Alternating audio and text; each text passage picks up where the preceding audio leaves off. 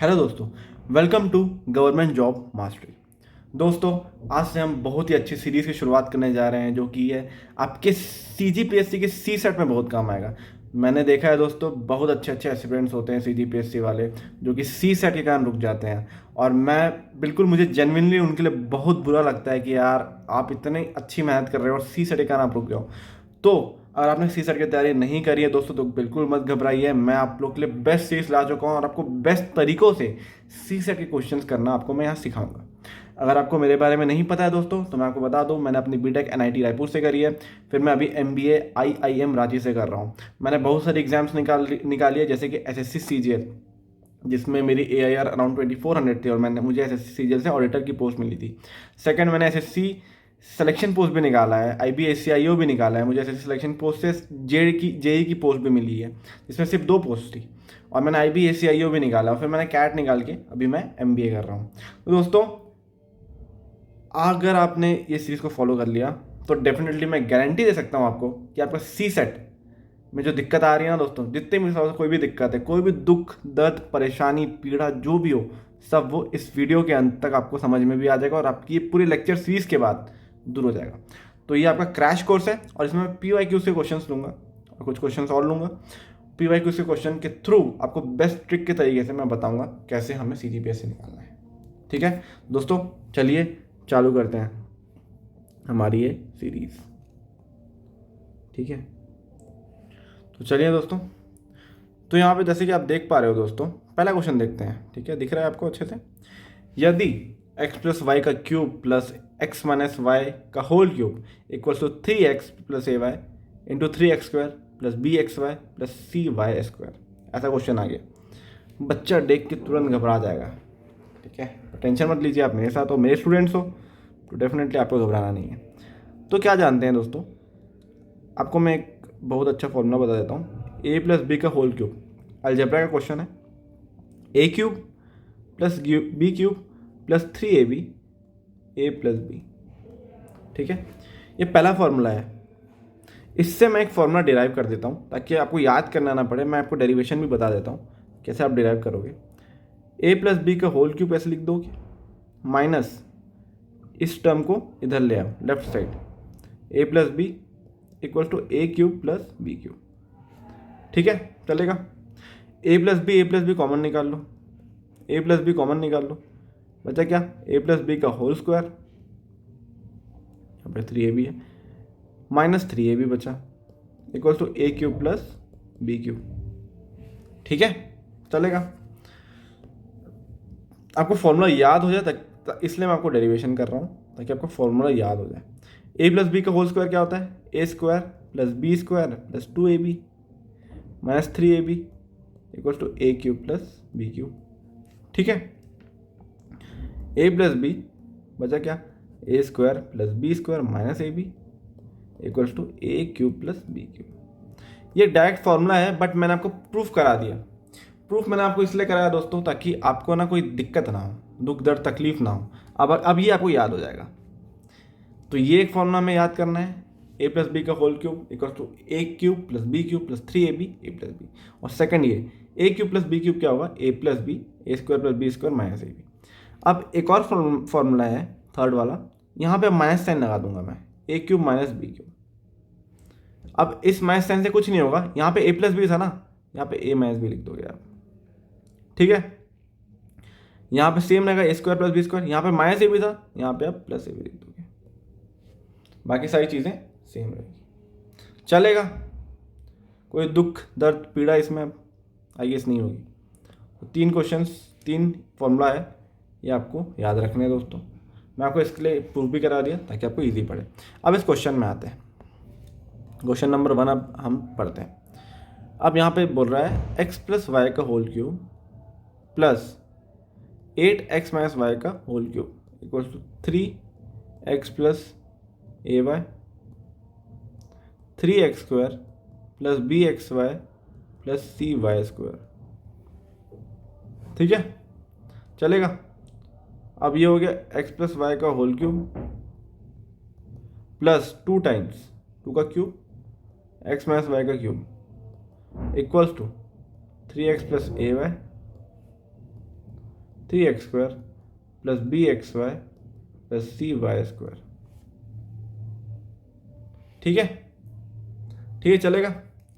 अब हमने यहाँ पे ऑलरेडी देख लिया दोस्तों, a³ प्लस b³ क्या होता है, a plus B, a² plus b² minus ab। ठीक है, तो लिख दो यहाँ पे, ये a है, ये b है, a plus B X plus Y plus 2 times X minus Y, a plus B plus a² plus b² minus ab। इसको हम लोग को इससे इक्वेट करना है बस, हम लोग बस अभी इसको सॉल्व करते हैं। ठीक है, इसको बस हम लोग सॉल्व करते हैं, इक्वेट करना है। तो क्या हो गया, a² plus b² plus minus ab X plus Y into 2x minus Y. ठीक है, इसको हम लोग बस सॉल्व कर रहे हैं, बाद में इससे इक्वेट कर देंगे, बाद में इससे इक्वेट कर देंगे। तो ये क्या हो गया, x plus Y plus 2x minus 2y, तो x प्लस वाई, तो यहाँ 3x आ गया, y minus 2y minus Y लिख देते हैं, डायरेक्ट लिख दूँ चलेगा, कोई इशू तो नहीं है। x प्लस 2x करो 3x आया, y माइनस 2y करो माइनस वाई आ गया, माइनस वाई आ गया। ये x प्लस वाई का होल स्क्वायर क्या होता है, a² plus y² plus 2xy, a² plus b² plus 2ab होता है, a प्लस बी का होल स्क्वायर, प्लस यहाँ पे 4 x माइनस वाई का होल स्क्वायर क्या होता है, a² minus b² minus 2ab, x² plus y² minus 2xy। इसको इंटू कर लो, x plus Y into X minus Y कितना होता है, x² minus y², 2x² minus y²। ठीक है, ठीक है, चलेगा, लिख दो 3x minus Y, 3x minus Y. ठीक है, 3x माइनस वाई, यहाँ पे लिखो x² plus y² plus 2xy plus 4x² plus 4y² minus 8xy minus 2x² plus 2y²। ये x², ये x², ये x², 2x² काट दो तो ये कितना बचा, plus 2x², x² plus 2x², 3x²।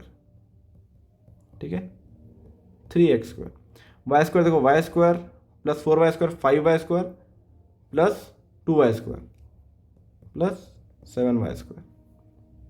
ठीक है, प्लस 7y², काट दो इसको, 2xy minus 8xy minus 6xy। ये आ गया अपना, ये आ गया, इक्वल्स टू क्या था, ये था अपना 3x प्लस ay, क्या दिया है 3x प्लस ay।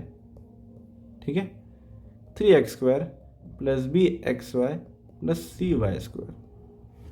ठीक है, अब देखो यहाँ पे 3x प्लस ay है, ये भी 3x प्लस ay, इसको लिख सकते हैं अपन 3x plus minus 1 into Y, ऐसे लिख सकते हैं। तो a की वैल्यू क्या हो जाएगी, -1। अब देखो 3x² मैच हो गया, प्लस 7y², तो c की वैल्यू क्या हो जाएगी 7। अब b की वैल्यू क्या हो गई, xy माइनस 6 आ रहा है, b की वैल्यू -6 हो गई।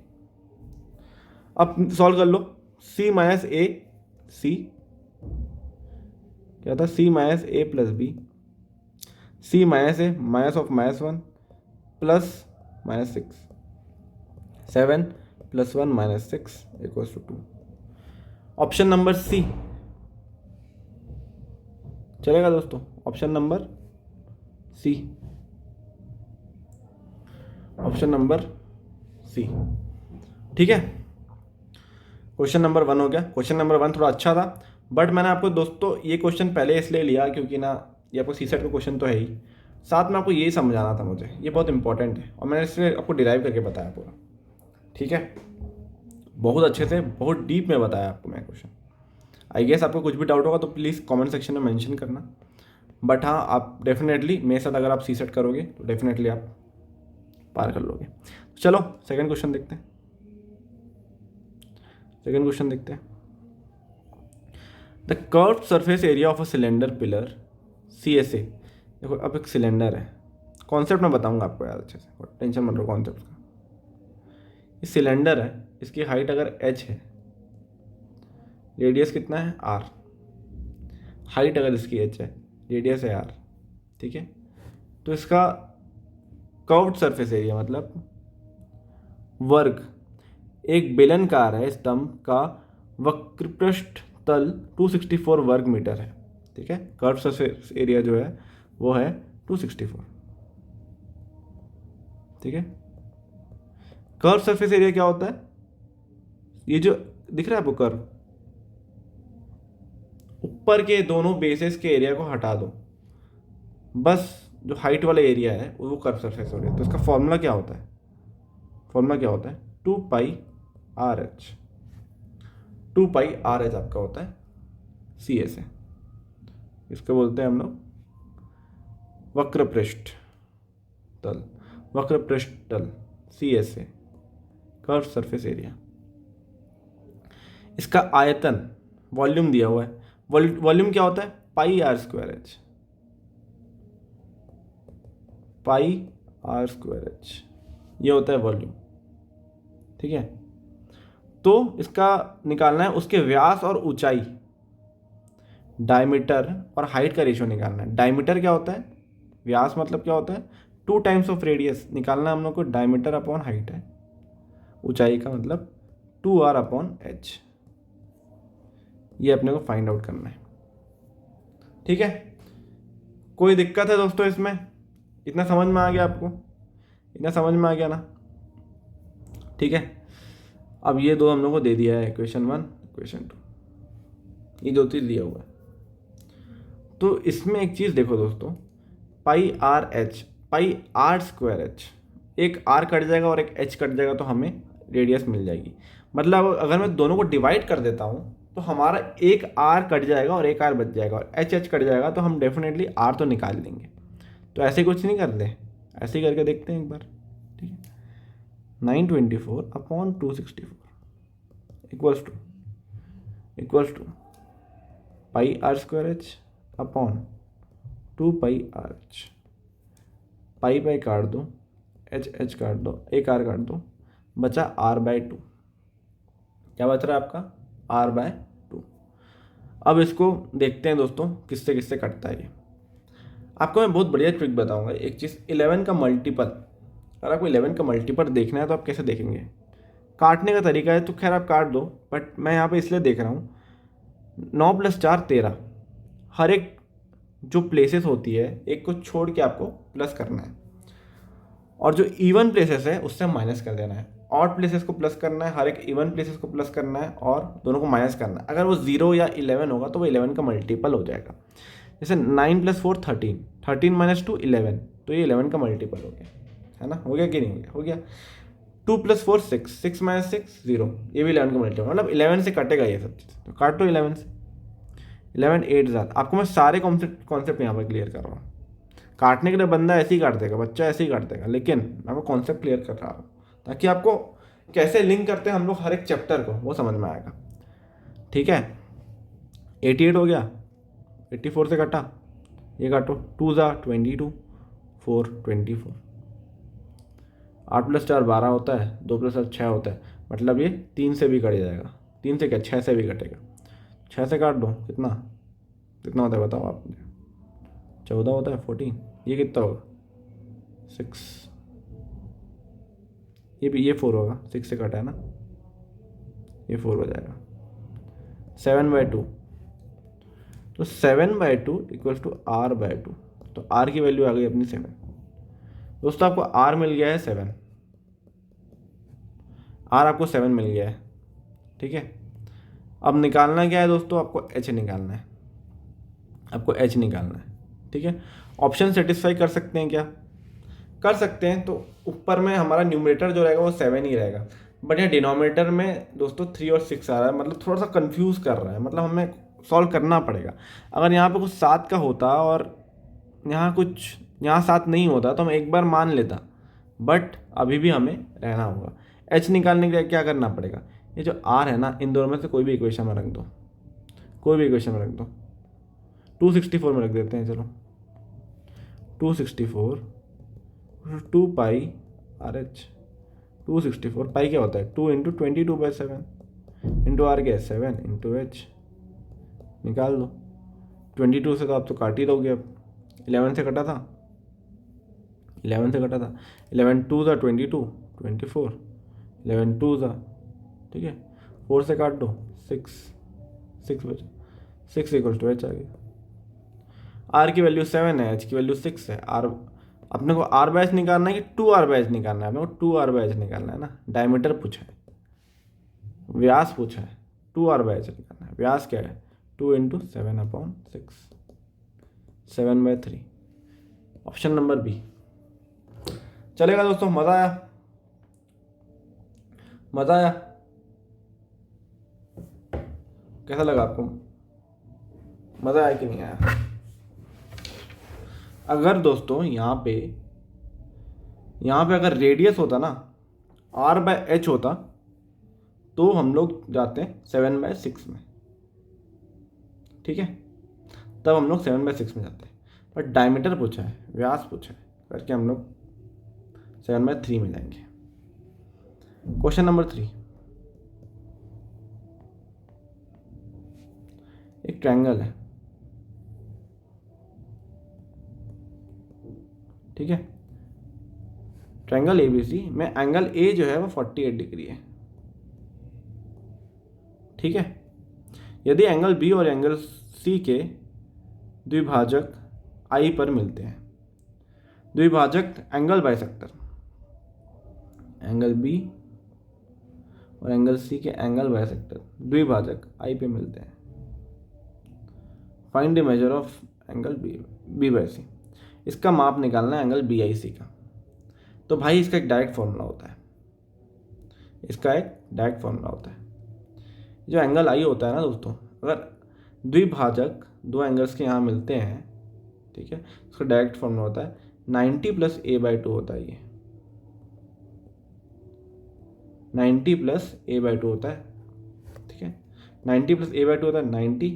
a कितना था 48/2, 90 + 24 कितना हो गया 114 हो गया, 114 हो गया। ऑप्शन में है, बिल्कुल है, सी ऑप्शन में, सी ऑप्शन में। अगर आपको ये समझ में आया दोस्तों, B + एंगल C को 90 + a/2, अगर ये समझ में नहीं आया कैसे आया तो भी चलो मैं आपको बता देता हूँ, तो भी बता देता हूँ। आप ट्रायंगल में जानते हैं कि सारे एंगल्स का जो सम होता है, सारे एंगल्स का सम जो होता है वो 180 होता है, ठीक है, वो 180 होता है। तो angle B + C, angle B + C जो है वो क्या हो गया 90 - 180 माइनस एंगल A हो गया, एंगल A हो गया, ठीक है। ये ट्रायंगल ABC का था। अब ट्रायंगल BIC ले लो, ट्रायंगल BIC ले लो। ये एंगल B/2 हो गया, ये एंगल C/2 हो गया, तो वही निकाल लो, angle B + angle C/2 plus angle BIC, वही 180 होगा। B + C कितना था 180 - A था, 180 - A/2 प्लस एंगल BIC = 180। इसको इधर ले जाओ, = 180 - 180 A/2 आ गया।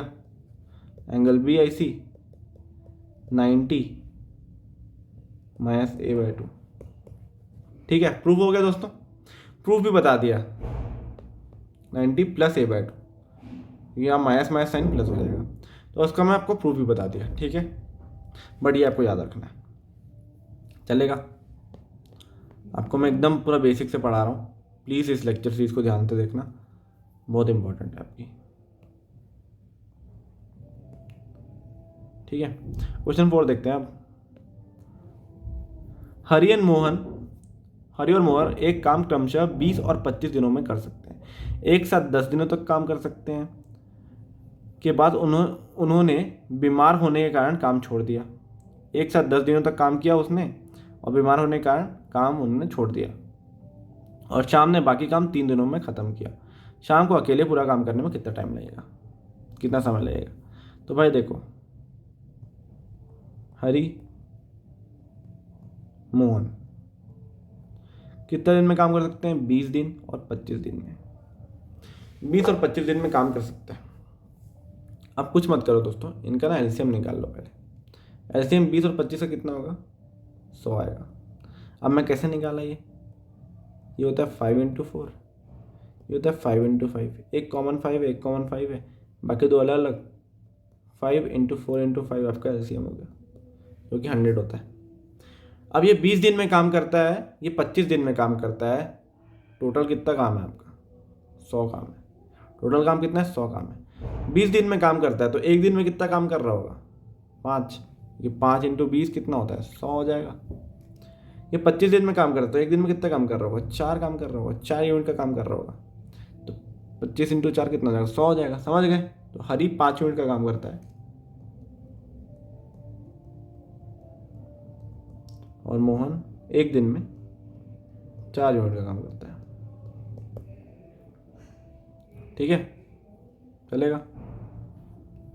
10 दिन तक इन्होंने काम किया, एक दिन 5, एक दिन 4, दोनों ने मिलकर काम किया, तो एक दिन में कितना करेंगे? 9 यूनिट। और कितने दिन तक काम किए? 10 दिन में 90 यूनिट्स। 90 यूनिट्स काम हो गया है। 90 यूनिट्स काम हो गया है। काम कितना करना था? 100 यूनिट का। काम कितना हो गया है? 90 यूनिट का। तो बचा कितना काम? बचा कितना काम? 10 यूनिट। 10 यूनिट बचा। और शाम ने 10 यूनिट के काम को कितना टाइम लगाया? 3 दिन लगाया। तो शाम 10 यूनिट्स 3 डेज में करता है। टोटल काम अकेला कितने दिन में कर लेगा? टोटल काम कितना था हमारे पास? 100 यूनिट का काम था। एक दिन में, 3 दिन में 10 यूनिट करता है। 100 यूनिट कितने दिन में करेगा? तो 100 इंटू 3 अपॉन 10 कितना आ गया? 30 आ गया। 30 आ गया। ऑप्शन में यहाँ पे ऑप्शन थोड़ा सा ऑप्शन अब देख लो थोड़ा। 30 दिया है कि नहीं दिया? डी ऑप्शन दिया है 30। चल लें 30 में। 30 चलेगा आपको दोस्तों? ठीक है, डी ऑप्शन चलेगा। कोई दिक्कत, दुख दर्द, पीड़ा इसमें? अब हम चलते हैं दोस्तों आपके नेक्स्ट सेट ऑफ क्वेश्चंस में। एक मिनट थोड़ा सा। हाँ, नीचे दिए गए प्रश्नों के प्रत्येक प्रश्नों में 3 कथन शामिल है। आपको प्रश्न और कथनों का अध्ययन करना होगा और यह तय करना होगा कि प्रश्न का उत्तर देने के लिए कौन से कथन आवश्यक है। ठीक है, ठीक है। तीन कथन है। इसमें आपको निकालना एक क्वेश्चन दिया हुआ है। 3 में से कौन से आपके रिक्वायर होंगे उस क्वेश्चन को आंसर देने में। ठीक है, इतना दोस्तों क्वेश्चन है आपका। 5 वर्ष आपको निकालनी है वर्तमान आयु अर्णव की।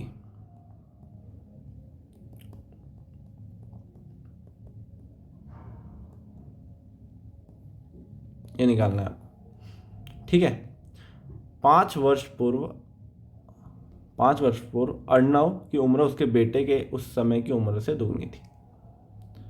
तो मान लो अर्णव की एज थे ए, अर्णव को ए, उसके सन की एज थी एस, एस लिख दो, सन एस। तो 5 वर्ष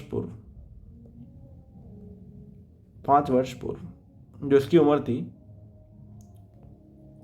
ठीक है, वो डबल थी। इससे निकल पाएगी अर्णव की प्रेजेंट एज? सिर्फ इससे नहीं निकल पाएगी, क्योंकि हमें और भी चाहिए। Present age of Arnav and his son are in ratio 11:6। 11:6 इनकी रेशियो है। परसेंटेज। क्या आपको इससे निकल पाएगा? मान लेते परसेंटेज आ गया 11x हो गई अर्नव की, 6x हो गई। 5 साल पहले अर्नव की एज क्या हो गई? 11x minus 5। और इसकी सन की एज क्या हो गई? 6x minus 5। सॉल्व करो इसको, सॉल्व करो। ठीक है, 11x minus 5 equals to 12x minus 10, 5 equals to x। तो मैं ये कह सकता हूँ कि हमारे 1 और 2 से आंसर आ जा रहा है। 1 और 2 से तो हमारा आंसर आ गया, इन दोनों से हमारा आंसर। ऑप्शन में है कि 1 2 1 2 3 है, 2 3 है, एनी 2 है या 1 3 है। तो ऑप्शन में भी नहीं है, लेकिन 1 2 से हमारा आंसर आ रहा है। दोनों को मिला के आ रहा है, अकेले से नहीं आएगा। 5 year hence, the ratio of Arnav's age and his son's age will be 12:7. 5 साल के बाद उनका रेशियो हो जाएगा 12:7। ठीक है, तो भाई एकदम ये क्वेश्चन, ये तो मैं आपको इससे बताया एक्स के थ्रू, बट ये क्वेश्चन को मैं बहुत आसानी से और बता सकता हूँ। 5 साल पहले रेशियो कितना था, मैं अपने तरीके से बताता हूँ, ट्रिक से। ठीक है, एक मिनट। -5 साल पहले 2:1 था। अर्नव और उसके सन का 2:1 था। प्रेजेंट कितना है? 11 और 6 का। एक चीज़ दोस्तों हमेशा याद रखो, जब भी एज का क्वेश्चन आता है ना, तो इनके जो बीच का डिफरेंस है ना, उसको आप सेम करने की कोशिश करो, क्योंकि एज हमेशा दोस्तों सेम होती है। आप अगर मैं किसी बंदे से 5 साल छोटा हूँ, तो 10 साल के बाद भी मैं उस बंदे से 5 साल छोटा रहूँगा। ये कॉन्सेप्ट समझ में आया? यहाँ पर डिफरेंस कितना था? 5 साल का था। यहाँ पे डिफरेंस कितना है? 1 साल का। इसको मुझे 5 साल बनाना है। कैसे बनाऊंगा? इंटू 5 कर दूंगा। इंटू 5 कितना हो गया? 10 और 5 का हो गया। ये कितना हो गया? 11 और 6 का। और प्लस 5 सब क्या कितना है? थर्ड स्टेटमेंट में 2207 का है।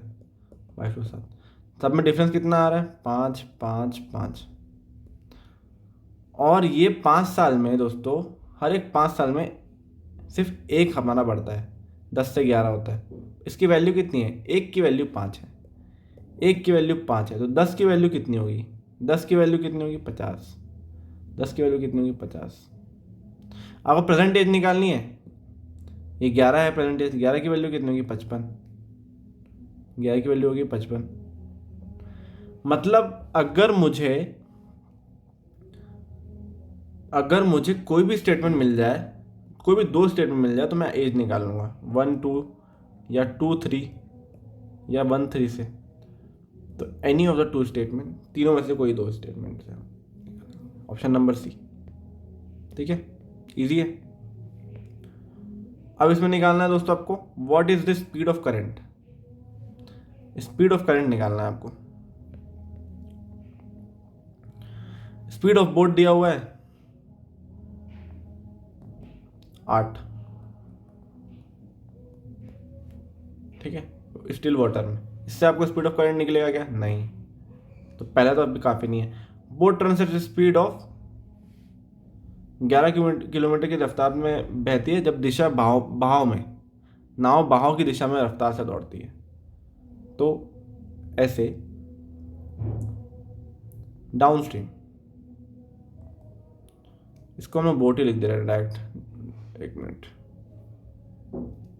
डायरेक्ट बोट लिख देते हैं यार, कंफ्यूजन भी नहीं होगा। बोट लिख देते हैं, बोट डाउन स्ट्रीम। ठीक है, डाउन स्ट्रीम मतलब बहाव में। कितना है? 11। तो बोट की स्पीड स्टिल वाटर में 8 थी, यहाँ पे 11 हुआ, तो कितना हो? +3 हो रहा है। 3 किसकी स्पीड हो गई? आपकी करंट की स्पीड हो गई। 1 और 2 से मिल गया आपको, 1 और 2 से। थर्ड भी देख लेते हैं, ऑप्शन देख लेते हैं। The difference between the speed of boat while travelling in still water and down stream is 3 kilometre. ठीक है, डिफरेंस बिटवीन बोट और डाउन स्ट्रीम का 3 किलोमीटर का डिफरेंस है। तो भाई स्टिल वाटर में जो बोट की स्पीड है वो बोट की रियल स्पीड हो गई। बोट की रियल स्पीड हो गई। और जो डाउन स्ट्रीम में मतलब बहाव में जो स्पीड हो गई वो बोट प्लस करंट की स्पीड हो गई, बोट प्लस रिवर की स्पीड हो गई। तो आपको निकालना किसका है, बोट प्लस करंट का ही तो स्पीड निकालना है। इसका डिफरेंस आपको दे दिया है 3। तो थर्ड में तो आपको थर्ड में किसी स्टेटमेंट की जरूरत नहीं पड़ेगी, थर्ड का तो और आंसर आप ऑलरेडी निकाल लोगे। या तो आपको पहले और दूसरे स्टेटमेंट की जरूरत पड़ेगी या आपको थर्ड इक्वेशन से काम बन जाएगा। तो क्या होगा, इधर 1 and 2 टुगेदर और ओनली 3। आया समझ में, आया समझ में, चलेगा। कोई दुख दर्द पीड़ा इसमें दोस्तों,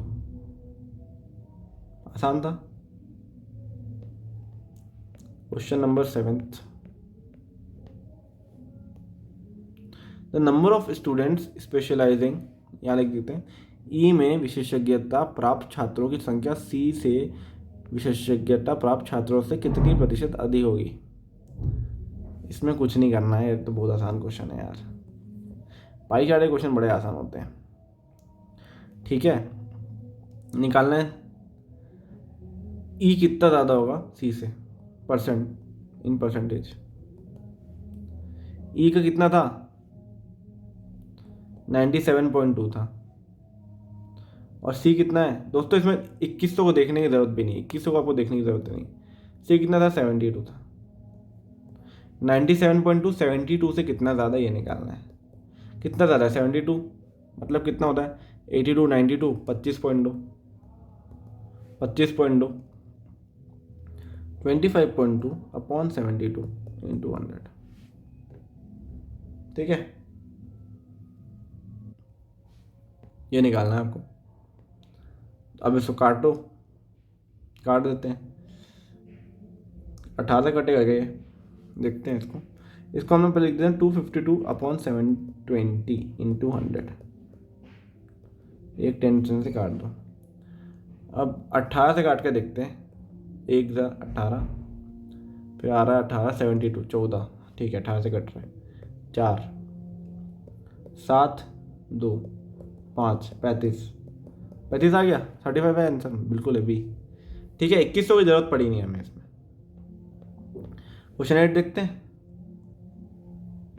total number of students specialising in a and b exceeds the total number of students specialising in c and d by x.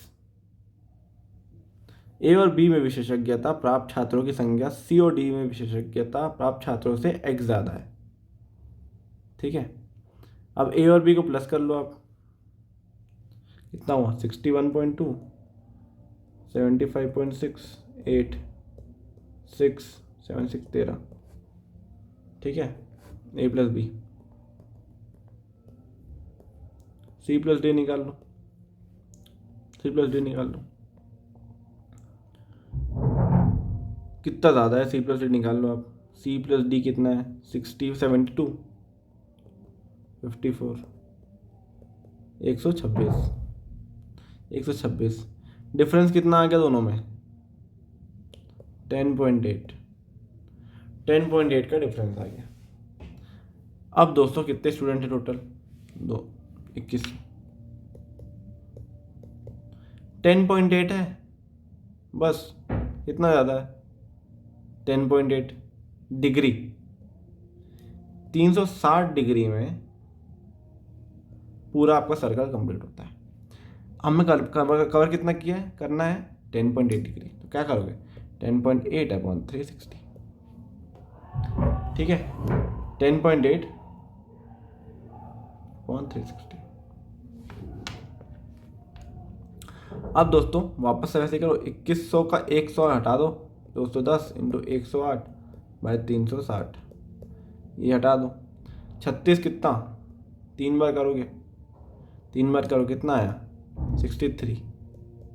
63 किस में लाई कर रहा है 63, इसमें आएगा क्या, नहीं इसमें आएगा क्या, नहीं इसमें आएगा, बिल्कुल सी ऑप्शन।